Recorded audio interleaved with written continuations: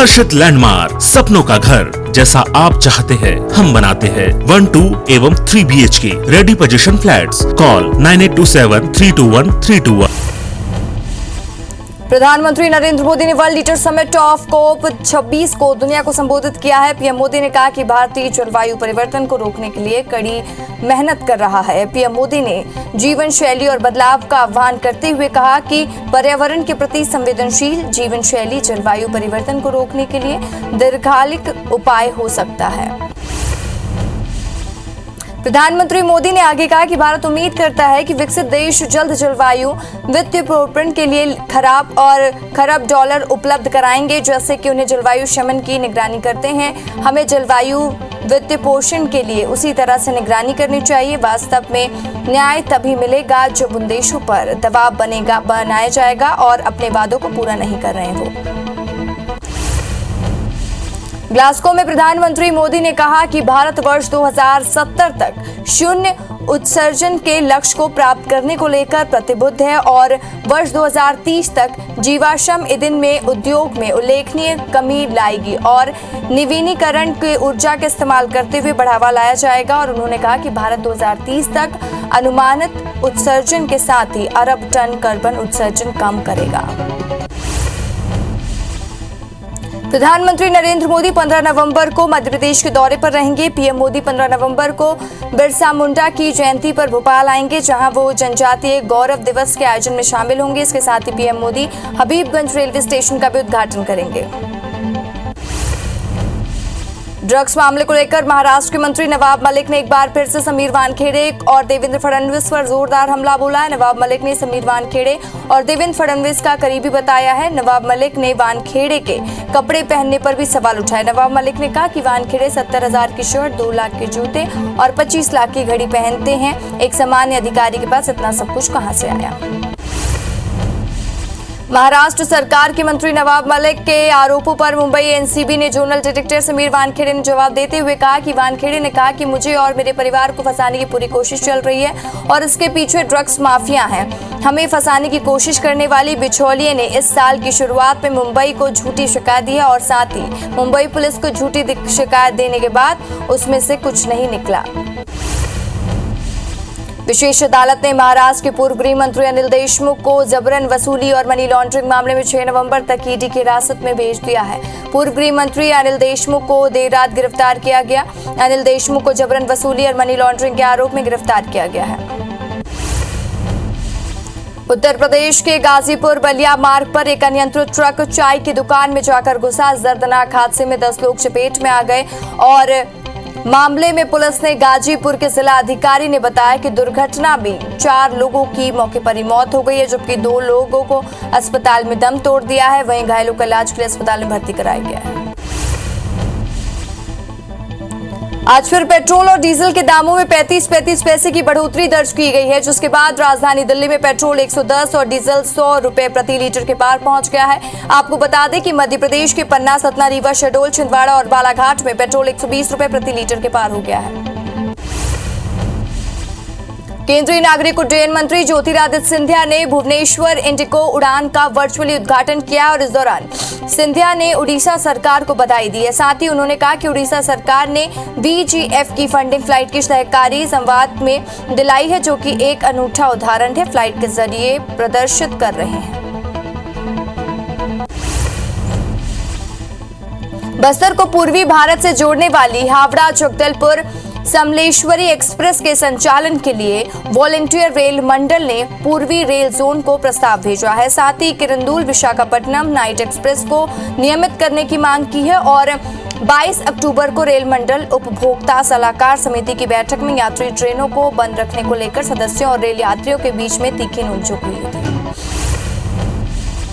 जांजगीर चांपा के हसौद थाना क्षेत्र में एक तेज रफ्तार कैप्सूल वाहन ने बाइक सवार पिता और बेटे को टक्कर मार दिया। हादसे में पिता की मौके पर ही मौत हो गई है। घटना के बाद आक्रोशित लोगों ने चक्का जाम कर दिया, जिससे यातायात 5 घंटों तक प्रभावित रहा। फिलहाल पुलिस ने आरोपी ड्राइवर के खिलाफ मामला दर्ज कर लिया है। केशकाल में तेंदुए के 63 वर्षीय बुजुर्ग पर हमला कर दिया और हमले में बुजुर्ग घायल हो गया। दरअसल बुजुर्ग सुबह सुबह पर्यटन क्षेत्र टाटामारी घूमने गया था, जहां तेंदुए ने उस पर हमला कर दिया। बता दें कि केशकाल और आसपास के क्षेत्र तेंदुए का आतंक वहां जारी है। धमतरी जिले के केरे गांव में थाना क्षेत्र में जंगल में एक व्यक्ति की लाश मिलने से इलाके में सनसनी फैल गई है और घटना की जानकारी लगते ही मौके पर पहुंची पुलिस ने शव को पोस्टमार्टम के लिए भेज दिया। पुलिस ने शव को शिनाख्त करके निवासी खिलावन के रूप में उसकी शिनाख्त की गई है। फिलहाल पुलिस मार्ग कायम कर आगे की कार्रवाई में जुट गई है। डोंगरगढ़ के गांव में के पास एक ट्रक चालक ने सड़क पार कर रहे मवेशियों के झुंड में टक्कर मार दी। हादसे में 14 गायों की मौके पर ही मौत हो गई। करीब 20 मवेशी गंभीर रूप से घायल बताया जा रहा है। घटना के बाद आक्रोशित ग्रामीणों ने मुआवजे की मांग करते हुए ट्रक को रोक दिया, जिसके बाद ट्रक मालिक ने मुआवजा देने की बात कही। कांकेर जिले के भानुप्रतापपुर में हो रहे धर्मांतरण के विरोध में नक्सलियों ने पर्चे फेंके हैं। नक्सलियों ने पर्चे में आदिवासियों को जागरूक होने की बात लिखी है और भानुप्रतापपुर के कोयली बेड़ा गांव के आसपास नक्सलियों ने पर्चे लगाए। बिलासपुर में एक किन्नर ने कलेक्ट्रेट में जमकर हंगामा मचाया। बताया जा रहा है कि आपसी लड़ाई के बाद कार्रवाई की मांग को लेकर किन्नर कलेक्ट्रेट पहुंची थी। हंगामे के बाद सिविल लाइन पुलिस और रक्षा टीम ने हस्तक्षेप के बाद किन्नर को शांत कराया। कवर्धा जिले के कुकदूर थाना पुलिस ने गांजा तस्करी करते हुए 2 महिला और 2 पुरुष सहित 4 लोगों को गिरफ्तार किया है। चारों के पास से कार से 41 किलो से ज्यादा का गांजा बरामद किया गया है, जबकि कीमत 8,32,000 रुपए बताई जा रही है। पुलिस ने मुखबिर की सूचना पर यह कार्रवाई की है। पीथमपुर में एसबीआई बैंक पे लॉकर रूम में चोरों ने हाथों से हाथ साफ करते हुए घटना की जानकारी लगते ही बैंक कर्मियों ने पुलिस को सूचना दी। वहीं बैंक कर्मी ने लाखों रुपए के आभूषण चोरी होने की आशंका भी जताई। फिलहाल पुलिस मामला दर्ज कर जांच में जुट गई है।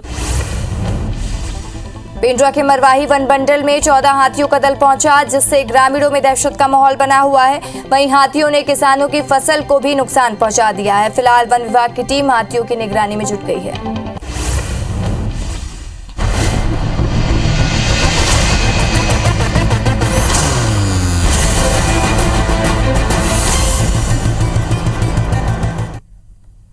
अब देखेंगे बिग न्यूज।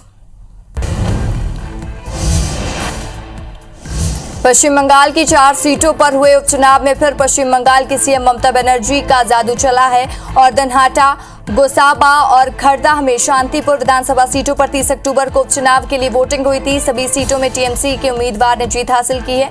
इसके साथ ही विधानसभा में टीएमसी के विधायकों की संख्या बढ़कर 217 हो गई है।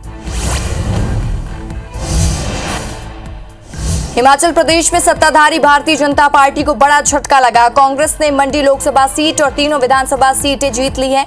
राज्य में साल 2022 में विधानसभा चुनाव होने, ऐसे में बीजेपी के लिए उपचुनाव में ये नतीजे झटका माना जा रहा है। वहीं कांग्रेस के लिए राज्य की सत्ता में दोबारा लौटने की संभावनाएं मजबूत हो गई हैं।